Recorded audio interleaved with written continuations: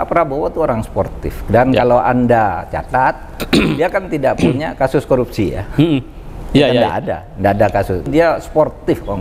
Ketika pajaknya ditanya Pak Prabowo, Anda mau calon presiden Pak Jan? Ini orang BI cerita dengan saya, teman saya. Pak Prabowo pajaknya sekian yang harus dilakukan. Mau bayar atau minta keringanan, ditunda atau diturunkan? Enggak. Ini milik negara. Saya bayar.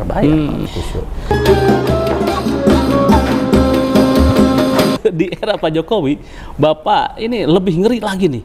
Menko Polhukam. Bawahannya itu Pak Prabowo, jenderal loh. Itu bagaimana nih?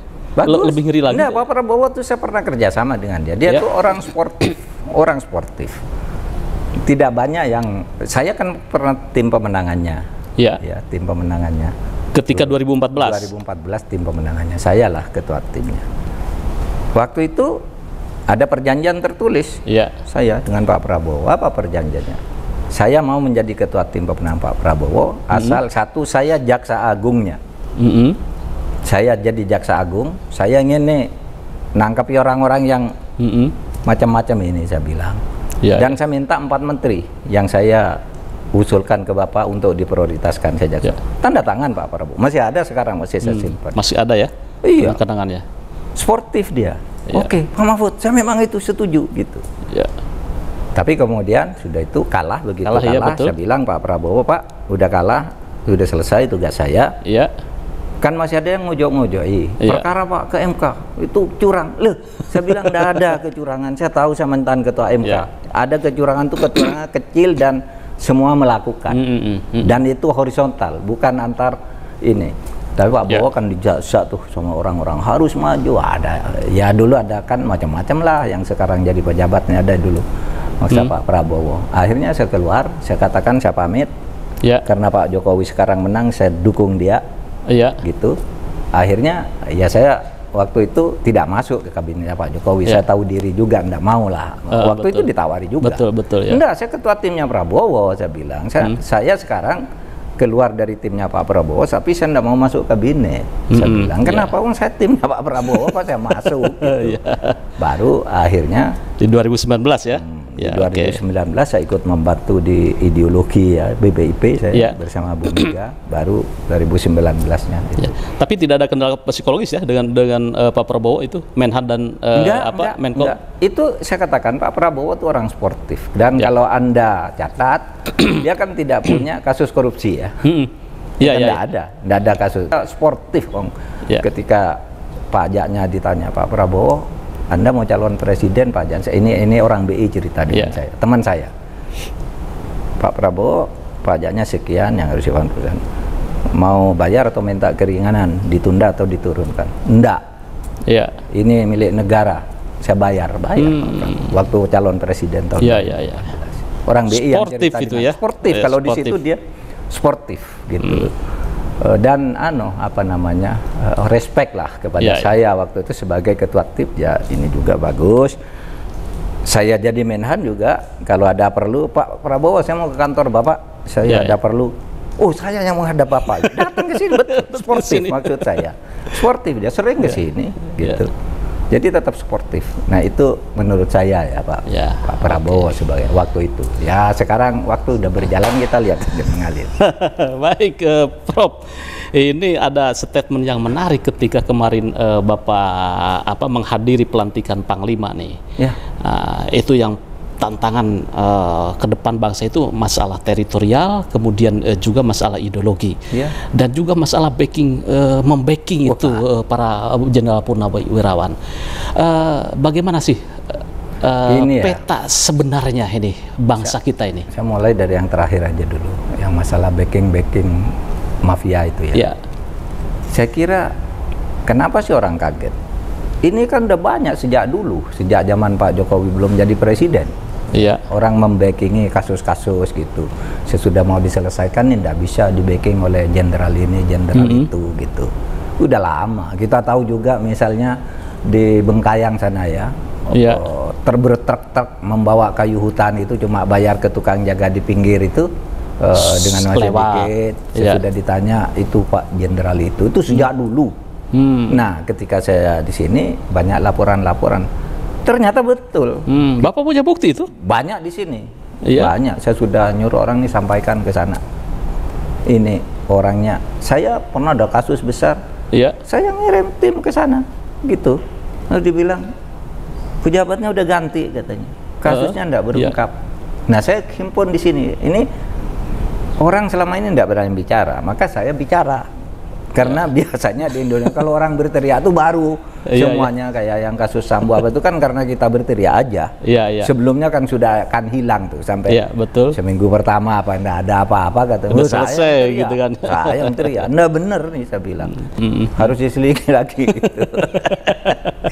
Ya di situ saya bilang kalau masyarakat sipil aja berani, masa pejabat yang sudah digaji. Tapi kok seolah-olah ini Prof itu didiamkan itu membacking dan mafia hukum itu? Enggak juga, karena kita sudah ngirim orang. Oh, sudah. Jadi ini tunggu saja ya. Iya, kalau diselesaikan, enggak usah ribut-ribut, ini orangnya, ini kasus. Selesai gituan ya. Ini orangnya, ini kasusnya gitu. Ya, artinya gini, kalau memang enggak mau ribut, ini dong direspon. Selesai gituan ya, diselesaikan. Selesaikan. Kalau perlu, enggak mempan juga ya kita umumkan aja. Di mana siapanya gitu. Siapa yang punya saham ini, siapa yang backingnya ini, kan kita kalau enggak bener jawab kan gitu aja. Betul. Iya, bener ada kasus gitu. Itu orang pensiunan jenderal diperas sama juniornya, tuh ada juga ngelapor, juniornya bilang, Bapak juga dulu begitu, katanya, kok lapor ke Menko Polhukam. Ada tuh namanya, saya utus orang ke sana. Betul. Ada begitu orang datang ke sana, perkaranya dilimpahkan ke pengadilan. Lalu dia jawab, Pak, ini perkaranya udah nggak bisa di sini, udah di pengadilan katanya. Iya. Gila tuh, belum selesai langsung. Gitu. Nah, cara-cara saya tahu caranya itu banyak. Nah, kita harus bicara. Di situ ya. Bicara. Prof, pemirsa ya. Seperti kasus Sambo pun itu ya, kasus Sambo itu luar biasa ini, rekor itu. Kayaknya kalau Prof Mahfud tidak bicara itu mana gini kasus? Iya, karena rame-rame dengan masyarakat sipil dan juga kerjasama dengan Kapolri jalan. Kita komunikasi, Pak, ini begini. Oh iya, Pak Kapolri, kalau memang begitu hukumnya nanti kita kita ungkap sesuai dengan hukum yang berlaku. Beliau sambil kerja di dalam, saya berteriak di udara kan gitu, agar nggak hilang. Sampai akhirnya tanggal 8 Eliezer ngaku. Nah, ini satu. Tahu nggak? Itu dia ngaku sesudah Kadif Propam itu, kantor di Propam itu orangnya dipindah semua. Pindah dulu, kalau nggak dipindah dihalangi terus tidak ini ya. Terus Eliezer dipanggil ngaku, besoknya si Sambunya juga ikut ngaku, nggak bisa mengelak gitu ya. Nah, ininya kemudian yang selama sebulan lebih, siapa Putri itu katanya shock, nggak bisa ditemui orang. Ya itu sudah di setel saya kira, nggak bisa, karena setiap orang yang ketemu cuma nangis, saya terhina, nangis. Begitu Sambu ditahan, dia datang ke kantor polisi, bisa ngomong, katanya sebulan nggak bisa ngomong. Ngomong, saya cinta sama suamiku. Katanya kemarin sebulan nggak bisa ngomong. Itu yang saya katakan ke Komnas Perempuan. Anda kok percaya? Dulu dia sebulan Anda berusaha temuin, nggak pernah bisa ditemuin, nggak bisa ngomong. Begitu ditahan hanya beberapa jam dia sudah muncul kantor polisi, ngomongnya lancar banget. Sesudah diperiksa pakaiannya modis banget. Iya toh? Katanya nggak bisa ngomong karena shock dilecehkan. Skenarionya kemudian berubah ke Magelang. Oke lah, kita ikutin di persidangan. Kita nggak boleh mencampuri urusan pengadilan. Baik, Prof. Ini ketika riuh rendah politik ini kan, Prof, ramai ini kan, masuk ke mendekat pemilu itu ya. Tiba-tiba saya kemarin dengar itu Prof Mahfud itu ke Pulau Rondo itu. Radar Pulau Rondo itu kayaknya tidak masuk nih, radar-radar politik, elit politik. Nah, itu apa yang ditemukan dan maksud dari Prof kunjungan ke sana itu apa tuh? Begini, itu dilatar belakangi oleh isu-isu sudah lama sebenarnya. Banyak pulau-pulau terluar itu tidak terjaga itu ya. Dan kemudian didorong lagi, peristiwa terakhir ada orang mau menjual Kepulauan Widi. Iklannya di Amerika, di New York kan gitu. Pokoknya sebuah kepulauan Widi dengan potensi begini di for sale gitu ya. Nah, ya kita lalu panggil orang, ternyata banyak nih orang buat kontrak sembarangan. Jangan-jangan di pulau-pulau lain ada gitu. Karena kan banyak pulau-pulau lain yang tidak berpenghuni ya. Iya, tidak berpenghuni. Ada yang sudah dikuasai asing, tapi apakah itu nyewa, apa beli atau apa, kita kan belum tahu juga. Nah, ini yang mau saya selidiki lagi. Maka saya mulai dari Pulau Rondo dulu. Pulau Rondo itu berada di daerah terluar di barat. Di barat ya. Sabang itu kan paling barat, tapi ini di luarnya Sabang lagi karena pulau kecil, tidak ada penghuninya, hanya ada 34 marinir di situ. Orang hidup di situ tidak ada. Nah, kita punya Mas pulau seperti itu 111. Banyak sekali di seluruh Indonesia. Nah, gimana kalau kita tidak jaga? 111 itu artinya dari 17.504 pulau. 17.504 pulau yang luasnya di bawah 10.000 meter persegi itu ada 111. Yang lain itu 10.000 kilometer persegi. Jadi yang lain jarang berpenghuni itu ya. Iya, banyak yang enggak berpenghuni, banyak.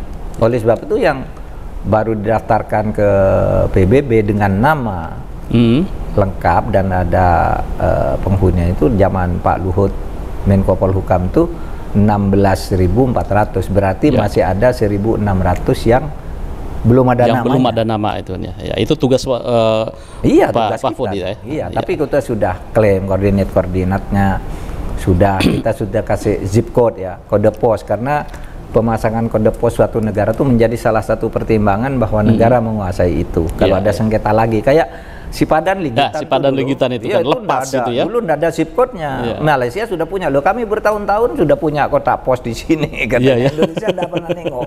Kalah di dunia internet. Nah, kita pasang bahwa kita punya kegiatan, ada tentaranya, ada zip code-nya, ada apa, nanti kita pasang. Jadi tancapkan bendera dulu. Ini teritorial kita itu kan ya.